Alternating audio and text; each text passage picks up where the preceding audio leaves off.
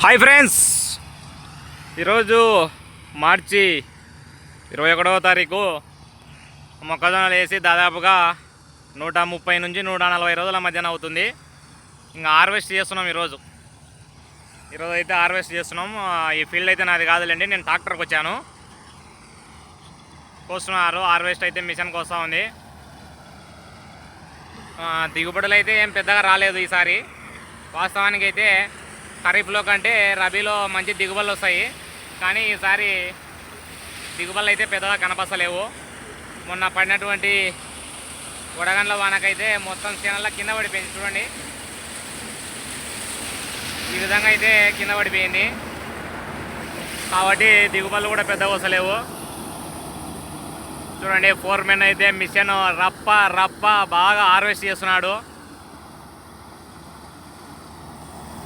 ఈ యొక్క ఫీల్డ్ కోసిన తర్వాత ఆ గింజలు, పురుగు అటువంటిది ఏదన్నా ఉందేమో అని చెప్పేసి కొంగలు చూడండి ఎలా వాలిపోతున్నాయో.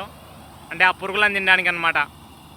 ఆ పురుగులను తినడానికి ఈ కొంగలు అయితే వాలిపోతున్నాయి.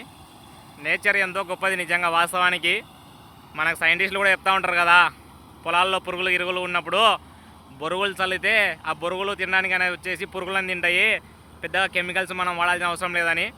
అది వాస్తవమే. ఎందుకంటే ఇప్పుడు హార్వెస్ట్ చేస్తూ ఉంటే కొంగలు అనేటివి బాగా వాలి పురుగులను తింటూ ఉన్నాయి. అంటే ఆ మొక్కజొన్న కోసేటప్పటికి ఆ మొక్కజొన్నలో పురుగులు ఉన్నట్టున్నాయి వాస్తవానికి. సరే, ఏది ఏమైనా సరే ఈరోజు హార్వెస్ట్ చేస్తున్నాము. గింజలు అయితే సరిగా పడట్లేదు, పంట అనేది పెద్దగా రావట్లేదు. ఎకరాకి ఒక 25 క్వింటాల దిగుబడి కూడా ఆడికాడికే వచ్చేటట్టుంది. సరే ఫ్రెండ్స్, నా యొక్క వీడియోని లైక్ చేయండి, షేర్ చేయండి.